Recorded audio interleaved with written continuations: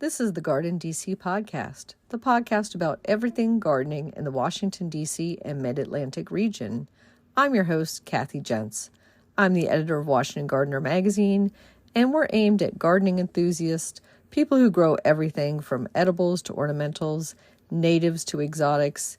If it grows in our area, that's what we talk about. Welcome to episode 197 of the GardenDC podcast. In this episode, we talk with returning guest Kim Roman of Square Foot Gardening for You about growing herbs in the shade.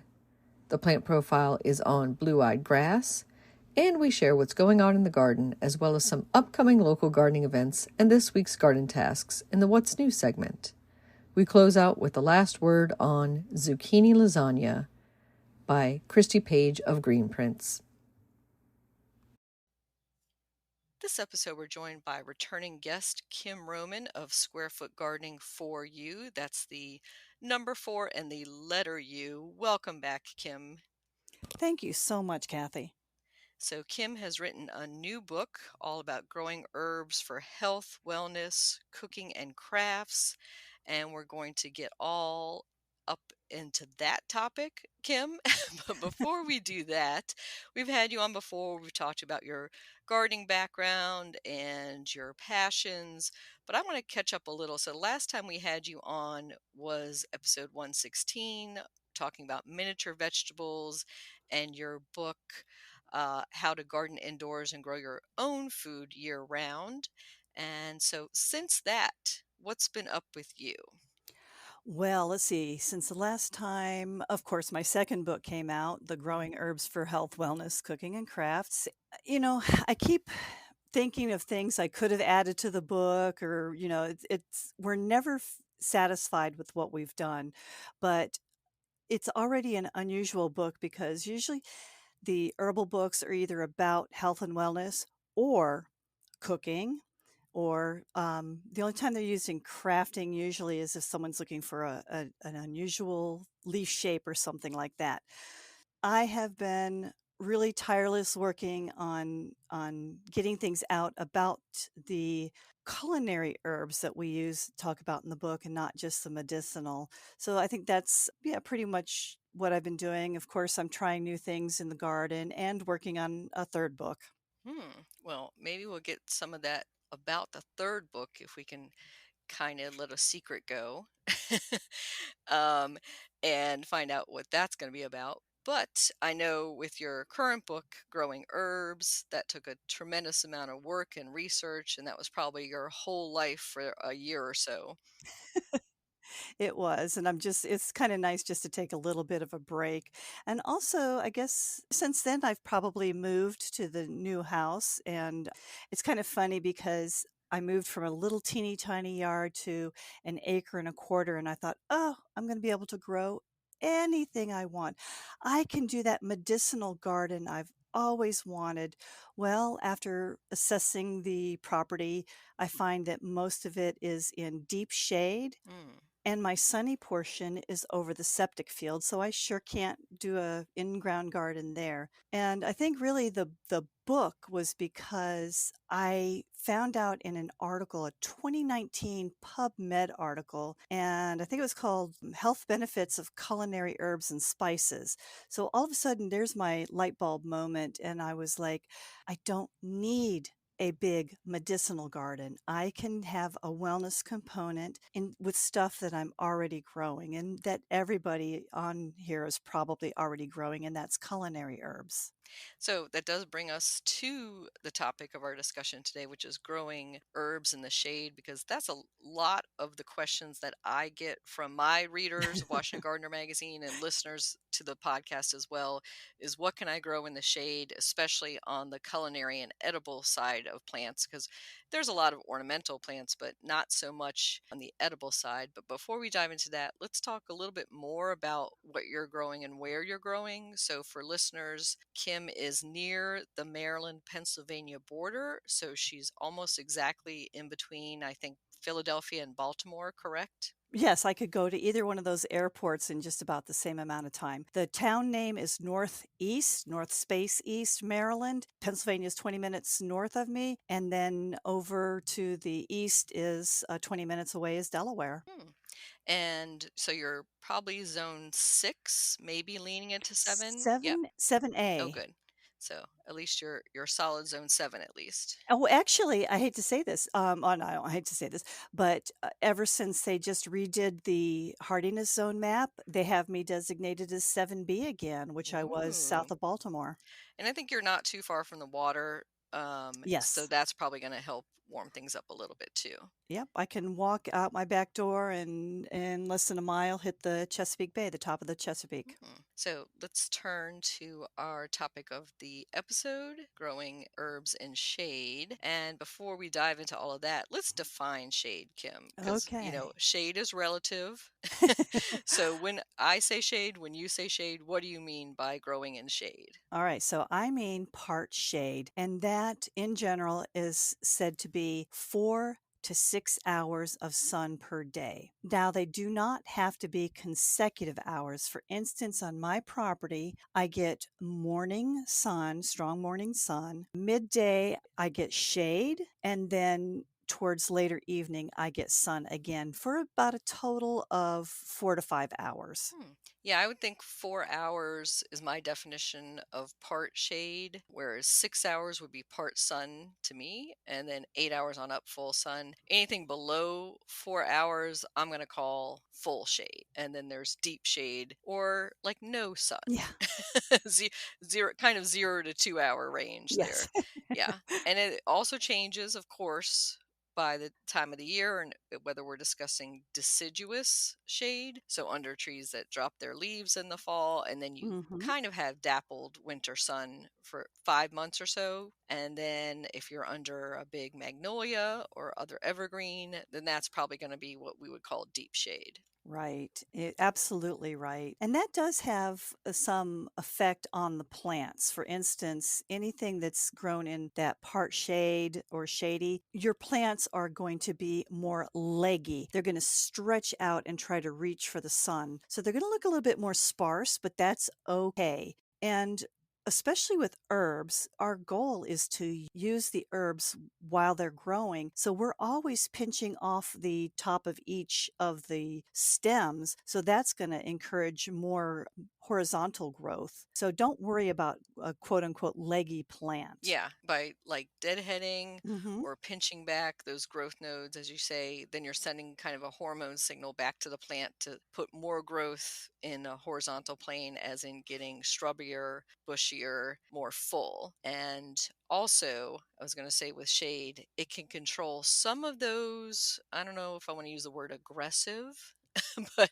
those herbs that can get a bit enthusiastic and take over your garden, I find if I put them in a shade spot, it keeps them better under control. Right, right. I think you're right there. Some of the things I never even thought of is some of the pests can be worse in the shady areas, and that would be like your mosquitoes because they actually kind of like that shade. And it's also a more inviting place for other pests to, or insects to lay their eggs rather than in full sun Yeah, areas. I never really thought about it as being more conducive to insects, and maybe also a little bit more of the foliar diseases. And of course, if it's not getting dried out by the sun, then there's Hmm. going to be some issues with the leaves getting some type of fungus sometimes, or the morning dew stays on all day. Absolutely. But that pruning we've been talking about and maybe spacing them a little further out just to get that good airflow is going to take care of that.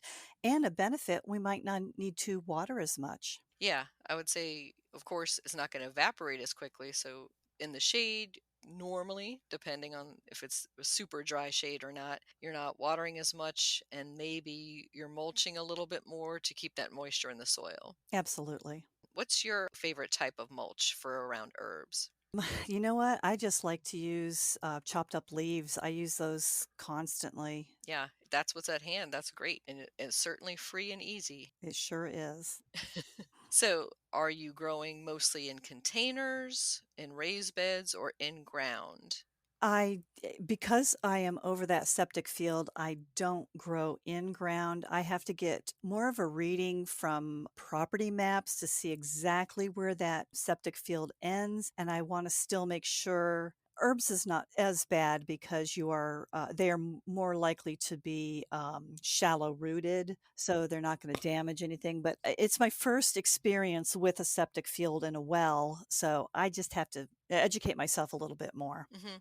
And I would say, obviously, containers a little bit easier for herbs because you can control the soil mix. And so, if you have heavy clay soil, which a lot of our herbs aren't fond of, I'm going to imagine that you have this similar heavy clay that I do near the DC border. I do. And yes, I did not fully answer your question. I use a mix of raised beds because I am a square foot gardener. I use a lot of raised beds. And as you said, containers are just perfect because if there are some herbs that like drier soil, and so you put the drier soil in there, or there's some that like absolute, nutrition hogs and they love more damp environment, in their feet, so you can customize that, whereas a raised bed, you've pretty much got just one homogeneous zone there. And I think the first episode we had you on was way back, episode 3. We were talking about cool season edibles. And I think we went into some detail about the square foot gardening method and Mel's Mix, the soil mix Mhm. that's been recommended for square foot gardening. So, listeners, I'm going to put a link to that episode as well as the miniature vegetables episode in the show notes. And is there any difference in the herb mix you might use from Mel's Mix?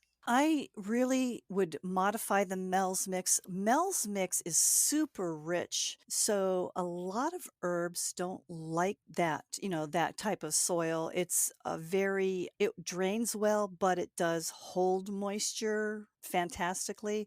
So that's also not the favorite of a lot of the herbs. So I do tend to do more. And for instance, if I am using perennial herb in my square foot gardening bed, I'll actually use a 10 to 12-inch pot, and I will put the specific soil that it likes in that, and I will dig a hole in the 1 square foot and place that in there. So if it starts not doing well, I can pull it out quickly and just set it on the side. But it gives me a nice fullness in that raised bed. So, you're sinking the pot and everything down into the Yeah, hole. everything. Yeah, I've seen that pot and pot method. Have you ever used that, Kim? So you're actually No. burying a slightly larger pot in the ground, and that stays permanently in there. And then you place your other pot, as you described, inside of it, and then you're changing it out seasonally sometimes. I've seen it Mm. be used most recently by a tree farm, and I thought that was ingenious for the tree farm because they're not Wow. having to dig out the roots, they're not going outside the bounds of the pot, and then the Mhm. big thing that was, I don't know if you just heard, that was Fancy chiming in. I heard. Fancy says, "Yeah, I love that pot and pot method." But the big thing for the tree grower is, and probably not such a problem for some of us home gardeners, is the wind. Because nothing is more depressing than spending all day at a garden center or a grow field picking up every pot that's knocked over, that's sitting on tables or on grow cloths or on the ground, because each of them gets knocked Mhm. over by the wind and then they dry out. So the pot and pot is basically just inserting it into the ground so it doesn't fall over, and it gets a drip irrigation line going to it and easy to switch in and out. Oh, that's brilliant. Yeah, I looked at that and I said, it looks funny when you first see it, especially if you were to try it in a home garden. Can you imagine a bunch of black pots lined up along your driveway or Mm-mm. something? But when you start to think about it, you're like, maybe not such a bad idea, especially for seasonal things like containers that might always fall over or get dried out quickly in the wind. All right, so let's talk a little bit about individual herbs that you profile in your book. Okay. I wanted to start off with one since I have Fancy right next to me, purring up a storm. She wants to hear about catnip and how well catnip does in the shade or part shade. Catnip does really great in the part shade. As a matter of fact, it seems to prefer it. And I know when I go walking around my neighborhood, I see catnip growing wild. And a lot of the times it seems to be placing itself where it gets a little respite from the afternoon sun. So it's just wonderful. And you can use it. It's not just for your cats. And the funny thing is, with cats, they seem to go wild and crazy when you give them catnip. But if you make it into a tea, it's great because it actually helps calm our nervous system and it relieves coughs, and it can also work on things like intestinal cramping. You know what? I did neglect this. I do have to warn everybody, I'm not in the medical field. I don't, claim that these herbs will cure anything. As a matter of fact, I had a trained herbalist write the last part 5, which is on wellness. And her name is Michelle Guerrero Denison. And she goes by the Twig and Feather on all her social platforms. And she reminds us that if you're going to use herbs for healing, which we're not, we're using it for health and wellness. If you're going to use it for healing, you should always consult with a trained herbalist beforehand. Yeah, and I think also sampling a tiny bit just to make sure if it's a new herb or plant to you that you're not allergic to it. I've heard somebody say to like touch it Yes. to your bottom lip for a few seconds, and if it doesn't cause a reaction, then maybe try a little bit more. That's anecdotal, of course. Obviously, check with your allergist or doctor first. So good precautions. Hmm. And then you were saying make catnip tea to drink yourself, not to give to your cats. And I've smelled the catnip when I've dried it and chopped it up Yeah. for cats and their little hacky sack toys and stuff. But I don't remember it being very Yeah. minty Yeah. or great smelling. No. Yeah. No, and it's not really great tasting. So again, but if you've got a really bad cough and you want to try something natural, that with some honey in it should be a pretty good thing. And a lot of what we're talking about here, I'm going to say to use it as a tea initially to make sure that, because that's very weak, Hmm. and it should not cause problems. But you're right, test it for allergies first. Yeah, and I'm gonna say to me it almost has like a faint oregano smell, if anything. So I would imagine that's probably what it tastes like as Hmm. well, which is not horrible, but it's not my first choice in teas. Correct. Yeah, but as they say, you can combine it with something else too that's more palatable as well. So let's talk about parsley next. So this is one that I grow over the winter usually as a cool season herb because it favors that season a little bit more, tends Hmm. to bolt in the warmth. So I'm imagining it does really well in shade. Absolutely. It actually, in hot climates, it needs shade. You have to give it some sort of shade or it is not going to grow very well. And of course, that is a biennial. So that's going to be kind of a long season. What I always suggest, and this is with all the herbs, if it is something that shoots up a flower stalk or flowers, you're going to want to cut that anyway, unless your goal is to get seeds from a plant. Yeah, unless the seeds, maybe that's the edible part, like with cilantro, or you're collecting seeds to grow more of it, Correct. or the flower is more for the pollinators, maybe, or wildlife than and the seed as well, or you're done with it. Correct. And if you're all done with it, because anytime that shoots up that flower stalk and starts to form seed, it is going to change the taste of that herb and it might not be as pleasant. It doesn't have all the volatile oils that it would as a young plant. So I suggest keeping that trimmed, and parsley is a good source of vitamin K, which helps with bone health and it helps our blood to clot, and it also is good in vitamin C. So it's a really, don't just use it as a garnish. Yeah, there's so many great uses of parsley. Of course, potato dishes are the classic for chopping it up in like a potato salad or something like that, or even over French fries. I've seen it at gourmet restaurants where they chop it Oh. very finely and sprinkle it over fresh cut Oh, fries. with a little truffle oil? That sounds Yes, let's talk excellent. about truffle oil. Oh, so good. Makes everything better, right? Just like bacon. Mhm. But healthier. But healthier. One thing I wanted to touch on with parsley is how slow the seed is to germinate. So, any tips for parsley Yes. germination? Not for parsley germination because I will buy a transplant in a heartbeat with that.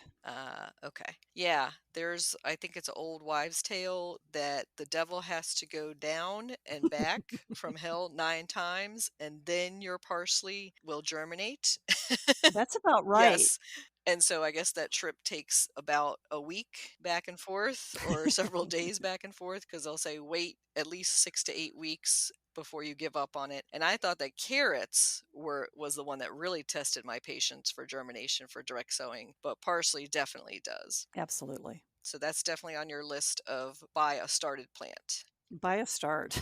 And what are your favorite sources for buying herbs locally here in the Mid-Atlantic, or do you do mail order for any of them? I have not tried mail order. I have over the border in Delaware, there is Richardson's nursery, not the same as the ones I've experienced near Glen Burnie area, but Richardson's foliage, I think it's called. I don't remember. But anyway, they have to me the best cared for plants. I used to work at a small independent garden center, and as soon as everything started to look peaked, they would throw it out. Richardson's will take and they baby the plants. When I go there sort of later in the season, I'm still finding a lot of those great plants and they have been well cared for, so they're really good That's great to know. So Richardson, but across the Delaware border. across the Delaware border. Yep. Okay. So we'll try to find that and share that in the show notes. Okay. I know for those in the Washington, D.C. area, herb seller DiBaggio's was a well loved herb source. They've since closed, but we have other sources available like Sharp's Farm and the annual herb festival that takes place outside of Baltimore or in Baltimore every year. A lot of people buy theirs from the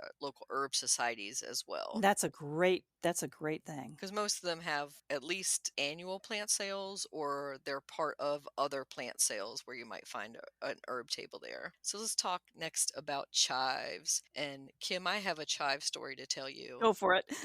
It touches on the cats that are right next to me as well and harkens back to the catnip, which is I had given my mom a pot of chives and she brought it in for the winter every year. So it was in a big ceramic pot. And she was cat sitting for my cat Chantilly one time. And then I got a message from her that all her chives were gone. So Chantilly had spent the day just grazing on the chives. And as soon as one would come up, a little poke up would come a little leaf, she would great mow that down. She just was in love with chives, which I thought of all the things, something in the onion family would not be that palatable for cats. But other than that, usually pretty critter resistant. Yes, other than that.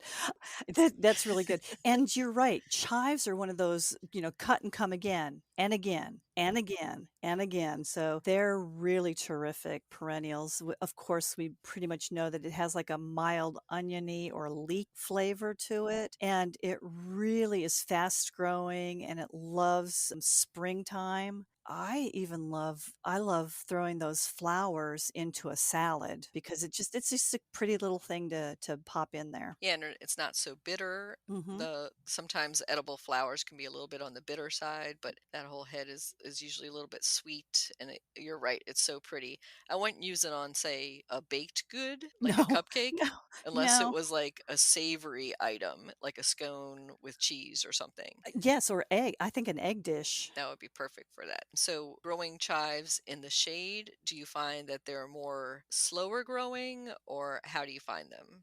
They're absolutely fine. Again, they're fast growing anyway, so I don't see much of a difference between the sun and the shade for that. Good to note. And like I was saying with the container I gave my mom, they're perfect container plants. Absolutely lovely. And I got to mention just one thing because I did write the indoor book. Any of the things we're mentioning today that will grow in that part shade would be perfect to grow indoors by a window without needing any extra supplemental lighting. So, probably a sunny south facing window. Would be absolutely best. So, the next one on your list, oregano. To me, that's a Mediterranean herb that just soaks up the sun. So, that Yeah. surprised me that you're recommending that for part shade. It is kind of strange. You are absolutely right, but that is one that does grow a lot significantly slower if it is in the shade, which I kind of like because oregano, the Mediterranean herbs are usually really pretty strong. And so I tend to use less of it. So this way I'm not overwhelmed as if it's in a sunny patch. And how much oregano do we really use? I mean, I mean, I do because I'm Italian and I love yeah, pizza. but I'm thinking about like the whole plant. Usually you're just snipping off a tiny bit because it is pretty strong when it's fresh. It really is, and believe it or not, it makes a lovely tea and helps with joint pain and inflammation. Also, it makes a nice compress, and I love using it for skin preparations. So something like to soothe a bug bite or something like that. Yes. And so the next on the list, peppermint, specifically peppermint amongst all the mints. it really can be all the mints, but peppermint Mm, is a really good that we all know that it can be invasive. So having it in the shade makes it a little bit less so. It's great. I always suggest it's in its own pot, not in a beautiful mixed container, definitely not in a raised bed. It is great for not only tea, but for cocktails and mocktails. Think of a mint mhm. julep or a mojito that is, herb forward. It helps with digestion and it might help with IBS. In the morning, I love my mint tea in the morning because that bright flavor seems to make me more awake and it's also good for your breath. So, Yeah, and I think that's a good one for the pot and pot method that we talked about. And there are so many different types of mint. yeah, There's chocolate mint, yeah. orange mint, lemon mint, and they basically just have a faint whiff of that extra, whatever it is, if it's orange or lemon. Basically, there's mint at the base. And they're all wonderful. They all taste different and great, so they're very versatile. I like to collect different mints, and one great thing with the resident bunny under my gazebo is mint or anything in the mint family is pretty deer and rabbit resistant. And I've heard, I haven't experienced it because we have an outdoor cat that takes care of the mouse problem, but I've heard that rodents of all sorts don't care for it. Yeah, that you can use a mint essential oil on like cotton rag or cotton ball. I always recommend that in my deer and garden mammals talk, like to stuff a hole that a mouse might be coming into your house to put that essential oil. And that's not mint extract. Mhm. That's that's alcohol based. And that's for Correct. cooking and baking with. That's totally different than the essential oil. And I was also going to say I had read this study where they used a mint spray, kind of an essential oil based spray in a workplace, and they said that productivity went up by something like 10 to 20% when you had the mint in the atmosphere or just the scent of Mm, it. mhm. And I thought that was like, kind of 1984 Orwellian Yeah, control of your employees to do it. But, if you're work from home and you want to do a little mint tea, like you were saying, as a stimulant, or just have a little mint essential oil, or just crush a few mint leaves and smell them as a pick me up for your workday, I think that's a great idea. absolutely. So, next on our list, I'm going to jump to lemon balm because it is so closely related to peppermint. Yes, it is definitely in the mint family and is another perennial. And it makes a wonderfully tasty tea that also is said to calm your nerves. And it might help with depression and used for better sleep, I believe, and digestion. So, and fresh or dried, it does have that great punch of lemon. Yeah, I just love brushing up against it if you're weeding or something. Hmm. And you were talking about cocktails and mocktails before. It's not a bad ingredient to add for that lemon flavor and lemon balm. Who doesn't like the name of that? So Yeah. it's a balm, as you said, for calming. And I've heard people use it for like a salve or cream as well. Oh, yeah, And I guess the lemony scent is also something that could be refreshing in the middle of the day. And a lemon tea is always nice. absolutely. So let's talk about tarragon next. So is that different from French tarragon or are they all the same? They're not the same, and really right this second, I cannot think of the difference between them, but the tarragon, I know you need to kinda keep it Hmm. compact with regular pruning because they can get a little wild. Both of them have lovely flavors, but they're specifically the French tarragon seems to have the best, brightest fresh flavor and complements well with fish, poultry, and egg dishes traditionally. Yeah, and that's the one I'm used to Mhm. using this, the French tarragon. So I don't have as much experience with regular tarragon. I don't either. And they look different. They look very Yeah, I different. think the French tarragon is more of a fleshy green type leaf. Yes. And then the regular is more on the Mediterranean herb, woody stem type of thing. And speaking of Mediterranean herbs, you also have thyme and sage, which again, to me, those are full sun plants, great drainage. Yep. You're absolutely right. They love that drier soil, but it does really honestly, it does do pretty good in part shade area. So, yeah, both of them appreciate that. The time, especially if you are going to grow it in the shade, you want to make sure that that soil is very well draining. So I would say really with any of the Mediterranean herbs, since they originate from that climate, they're probably used to more poor soil, and the shade it doesn't hinder them. It probably doesn't benefit them, but it will not hinder the growth of it. Yeah, I think the key there really is the drainage because that's when you lose it here, especially in the mid Atlantic, is when it kind of rots over the winter time. It sits in the wet. And then people will blame that it was too cold of a winter. And I'm like, that's not the issue. It's all about the drainage. You're correct. So let's talk about one of my favorite herbs, which is cilantro. And then, of course, the seed of it being coriander. And some people call the whole plant coriander, but I like to keep it separate and say cilantro is the plant, coriander is the seed. I do this exact same thing. The rest of the world does call it all coriander. Now, one thing Hmm. we didn't talk about is the definition of an herb. And I included herbs and spices in the book, but up in, I think it's chapter 2, I have this section on vocabulary to make sure we are on the same page because there are so many different definitions of an herb. So I wanted people to know what not definition, but my classification is. So to me, an herb is the leaves of the plant, basically the leaves of the plant, and the spice is anything else, which would be the root, possibly the bark, the seeds, and things like that. And the reason I wanted to differentiate this because like if you go strictly by botanical definition, a banana is an herb. So that's kind of why I did that. But let's get back to cilantro. You said you love it. I am one of those that is just now learning to love it. I used to have that, they say it's genetic component that you either love it or hate it and there's no in between. I still like it. I like it in salsa and I like it in Thai food, but otherwise I don't like it heated. I'm just a weird person anyway.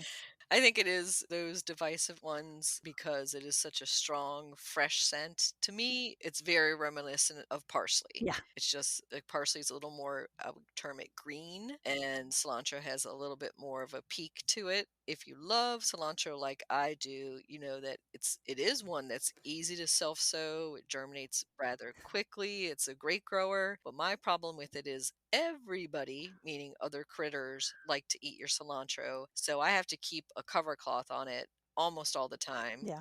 And then also it bolts so quickly. It Mhm. just takes one 80-degree day and it's set flower and going to seed. But of course, we love the seeds too, but I'd also like to enjoy the greens a little bit longer. Absolutely. And you would love to find slow bolt varieties. And that was what I would definitely look for. I can't think of a variety name offhand, but I know there are several that say slow to bolt. And having them in the shade actually helps make it grow a little bit longer. Yeah, I've tried some of the slow bolts. I haven't seen that it was that much longer. Maybe it got me 3 more days out of it. But you're right. Putting them maybe in a container and then moving them to a shadier spot, that will probably get you a longer season on your cilantro. And Yes. that's great to have too. And also looking out for any of those bugs who like to strip the whole plant.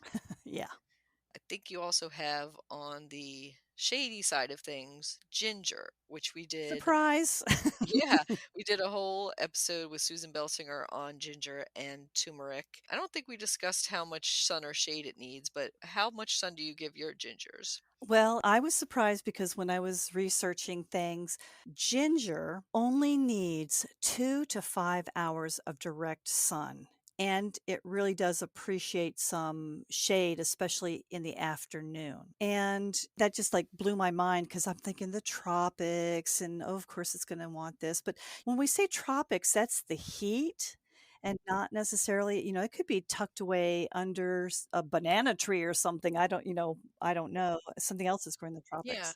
I think that makes sense. It's definitely under the forest canopy or jungle canopy and way down there. So it's only getting a few hours. And it is kind of a delicate leaf if you look at it. And it does make a great house plant, which does Beautiful. indicate as well that it's going to like shade. Right. Yeah, I never even thought of that. In case you guys don't know that the ginger, that is actually a rhizome. We keep saying ginger root, but it's really a rhizome. And as long as you leave some of the rhizome in the soil, you can snap off a piece of that ginger and it will continue to grow. Yeah, so you could probably dig part out, snap off what you want, put it in the freezer maybe for the winter, and pot up some for next year. Absolutely. So, a couple I had on my list, because I'm not as familiar with growing them in sun or shade, starting with chervil. Yeah, and that is called a hardy annual, which I guess in some regions it will grow as a Hmm.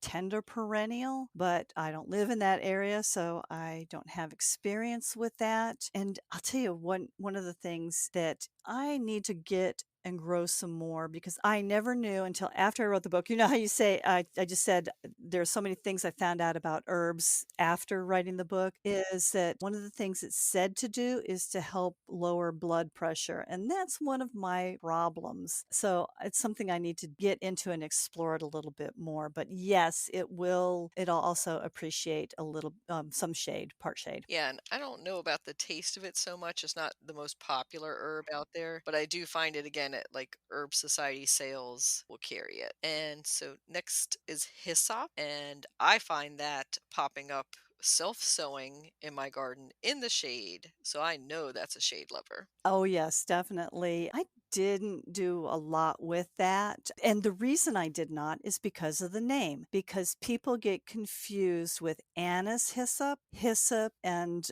the publisher and I just decided, it was a little bit too confusing, so we didn't want to have anything that had similar names, anise, star anise, and things like that.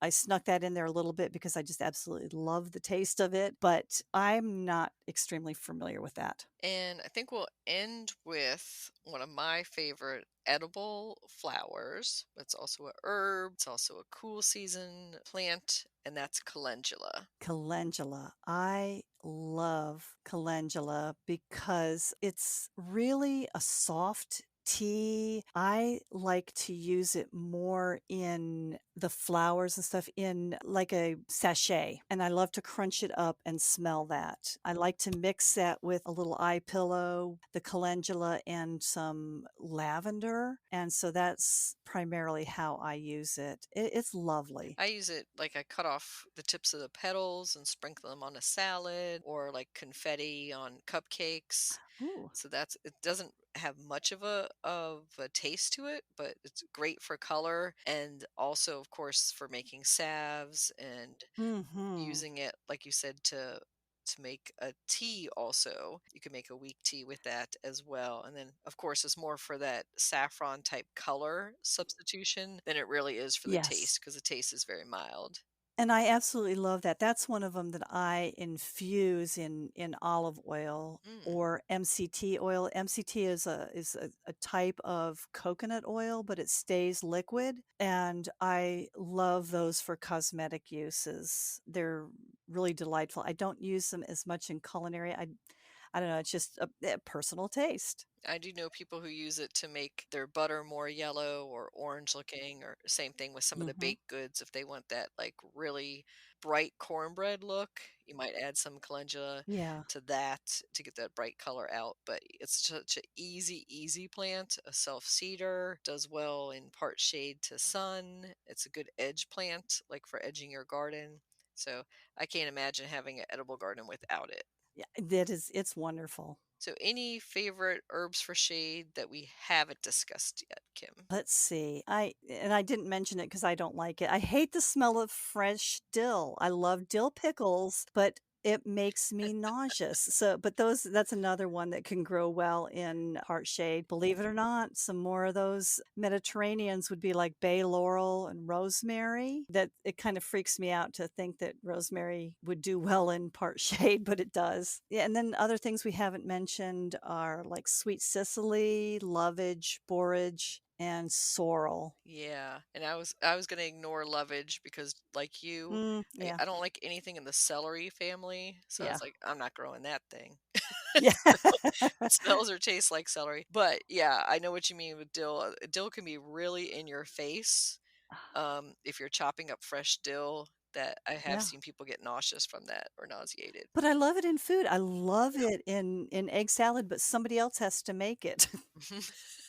And a little bit does go a long Oh, way. yeah. So let's have a little wrap up on growing herbs in the shade. And so, if you were to have just one pot, say on a balcony, and your balcony wasn't getting direct sun, what herbs would you recommend that person grow in that pot? Well, if they are I love Mediterranean herbs. Like I said, I'm Italian. I would throw any Mediterranean herb that will take any amount of shade, because actually I do on the one side of the house have a lot of shade, but things seem to do pretty well there. Now, you know what? Before this, we were talking a little bit, or you had mentioned perilla, and that is growing wild on the side of my house that's shady. Hmm. So again, if you don't want something invasive, which it is in our area, believe it or not, in mid Atlantic, it is becoming invasive. But yeah, so I'm sorry, that just popped into my head because I walked out between the last time we talked, and saw a whole ton of it. That luckily my Korean friend will come from Towson to visit me to grab all that perilla for for her mom. I would categorize it by the soil that it likes, and the Mediterranean. Most of those are going to be that quick drying, and the reason I love Mediterranean herbs is because it doesn't require a lot of water. And if I'm really trying to save on it now, I don't have to worry about it because I'm on a well. But when I lived in Glen Burnie, the price of water was just like ridiculous, so I appreciated anything that didn't guzzle water. So yeah, in a container, any of the Mediterraneans. I agree, and I would say that the what you're going to save from buying bundles of herbs from the grocery store Hmm. is well worth the investment in getting a few little herb seedling starts at the beginning of the season and putting that in a container on your porch or balcony or back step. Absolutely. If you look at the cost per square foot of growing, you get the most bang for your buck with herbs. So, how can our listeners contact you and find out more, Kim? All right. So my website is SFG, like square foot gardening, SFG, the number four, the letter U.com. Or on social media platforms, you can find me at Square Foot Gardening for You, number four, letter U, at Culinary Herbs for Wellness, and that's the word FOR, and at Your Indoor Food Garden. Wonderful. Thank you so much, Kim, for sharing about growing herbs in shade, talking about your new book on growing herbs. Any final thoughts for listeners? Just never get discouraged. I get a lot of people sit there and tell me, I'm going back to cilantro. I have a lot of people call me up or contact me and they said, "Oh, my cilantro died." Well, it is not an extremely long-lived plant, like you said. It's not your fault. Try it Hmm. in the shade rather than the sunlight, and I think you'll get better results. Now, I've heard it, but have not experienced myself because I don't grow it because I don't really care for it. But I've heard that it could benefit by having two plants in that same area. It seems to like having a friend. So, when growing the cilantro, don't get discouraged if it dies. It's gonna die, and just wait for those seeds to come out and plant them again. Great advice. Thank you, Kim. Thank you.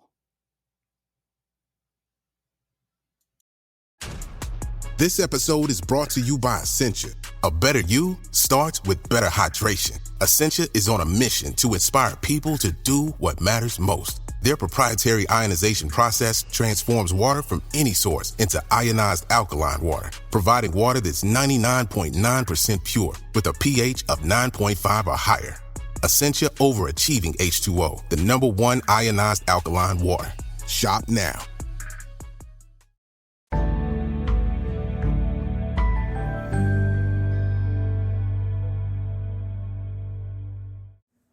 Blue-eyed grass, plant profile.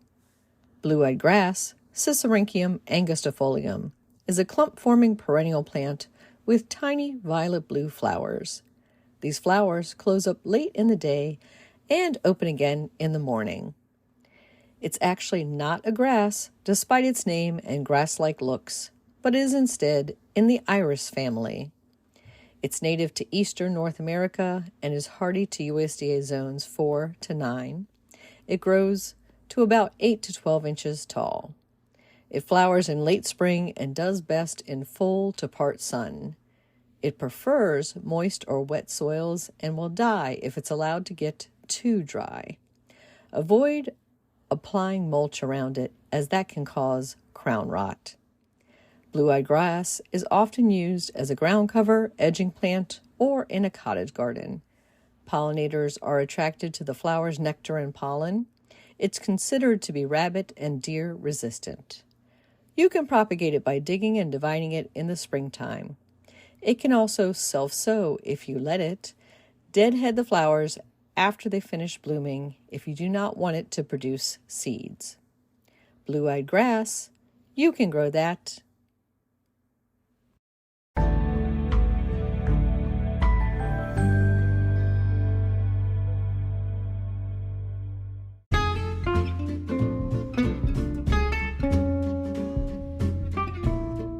What's new in the garden this week? Well, I'm enjoying the blooms of my smooth hydrangea bushes and the lovely yellow flowers of St. John's wort. Over at our community garden plot, I'm cutting garlic scapes as they are forming and picking the first of the blackberries.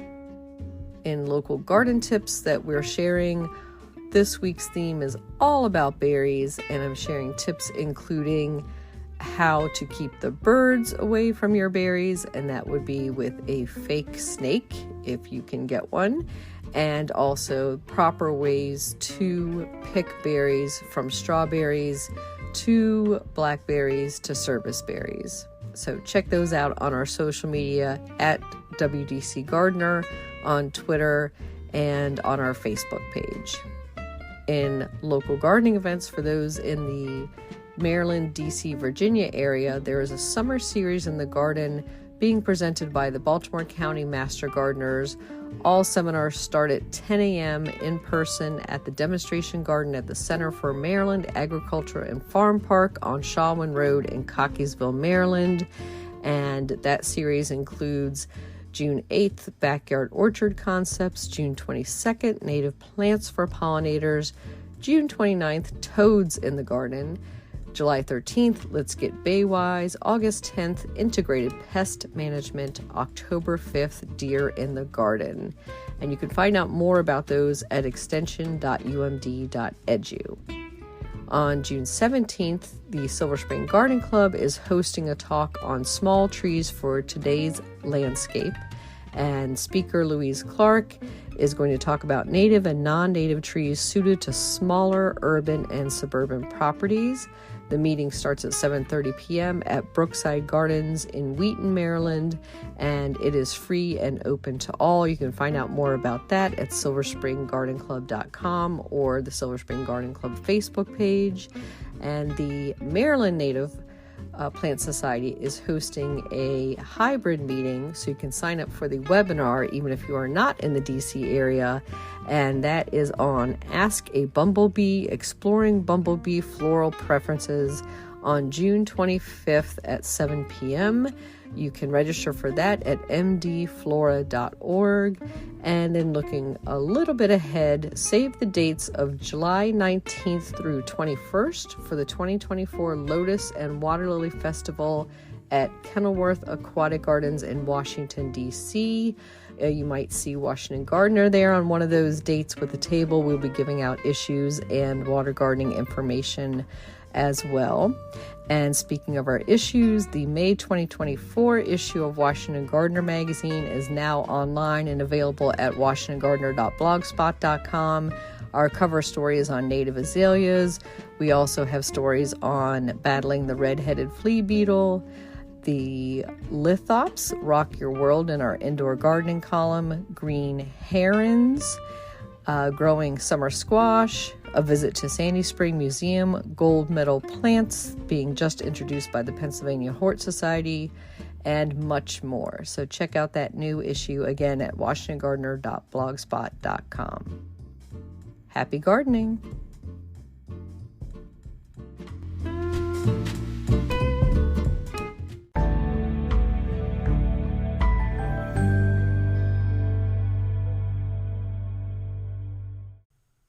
Get low-maintenance alternatives to lawns with Groundcover Revolution by Kathy Jentz.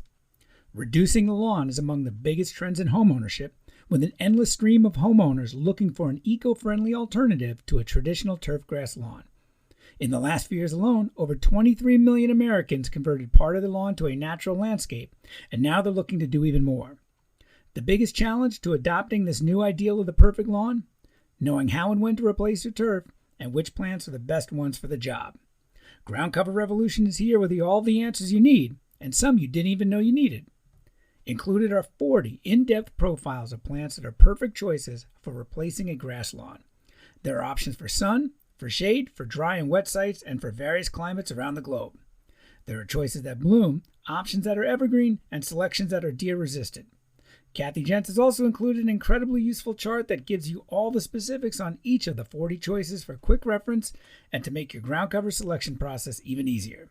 Whether you want to replace the entire lawn or just reduce the amount of land dedicated to turf, Groundcover Revolution will help you usher in a new and improved idea of what a beautiful lawn should be. Groundcover Revolution is available now wherever you buy books, including Amazon.com and Bookshop.org.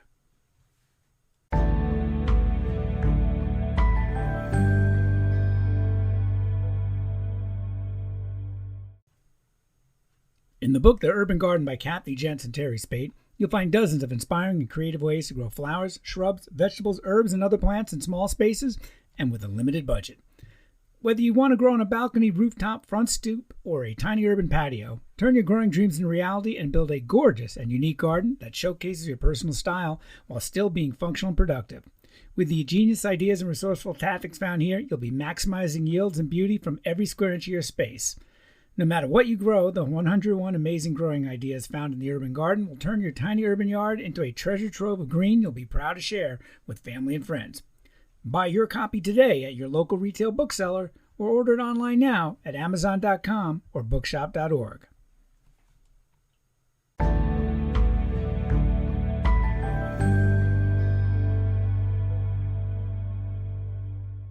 This is Christy Page with Food Gardening Network with the last word on guilt-free zucchini lasagna.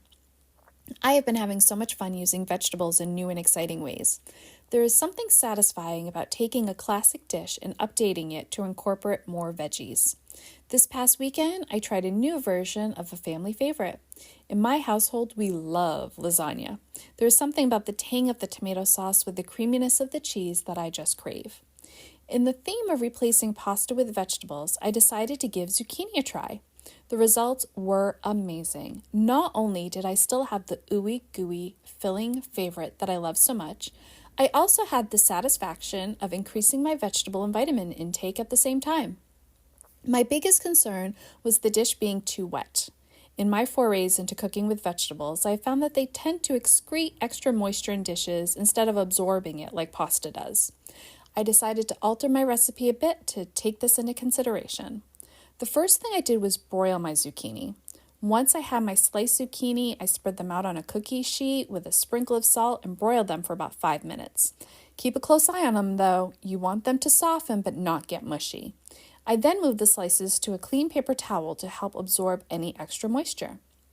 The second adjustment I made was to my sauce. I typically use a homemade sauce that is fresh tomatoes, herbs with ground beef and sausage in it. I freeze up batches the end of each summer and use it all winter long. It can be a little bit thinner than store-bought sauce, but it tastes so light and fresh. I decided to add a can of tomato paste to my homemade sauce to help thicken it up. What a great decision this was. I still had the fresh flavor, but in a slightly thicker form. The third step was all in the layering. I started with a thin layer of the sauce at the bottom of an 8x8-inch pan, then topped it with layers of zucchini slices, more sauce, and cheese.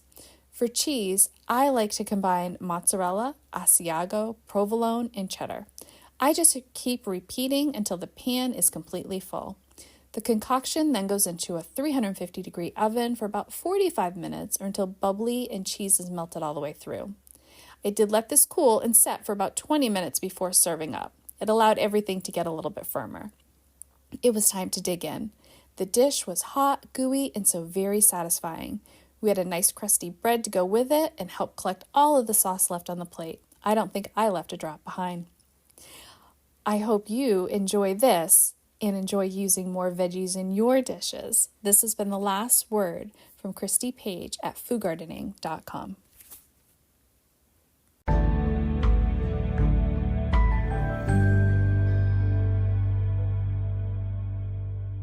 The last thing you want to hear when you need your auto insurance most is, "Thank you for calling. Please listen to your list of 46 possible service options." which is why when you choose USAA Auto Insurance, you'll get great service that is easy and reliable. 24/7 online service for claims, access to roadside assistance, and more, all at the touch of a button. Start getting the service you deserve. Get a quote today. Ability to receive a quote depends on membership eligibility. Membership eligibility and product restrictions apply and are subject to change. USAA means United Services Automobile Association and its affiliate, San Antonio, Texas.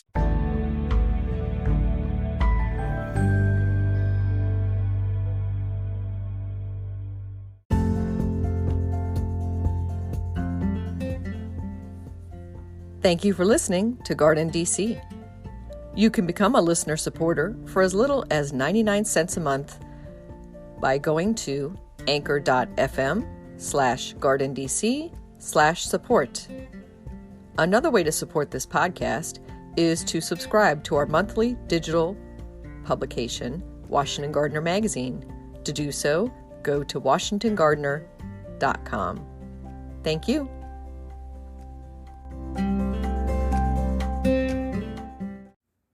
Thank you for listening to GardenDC.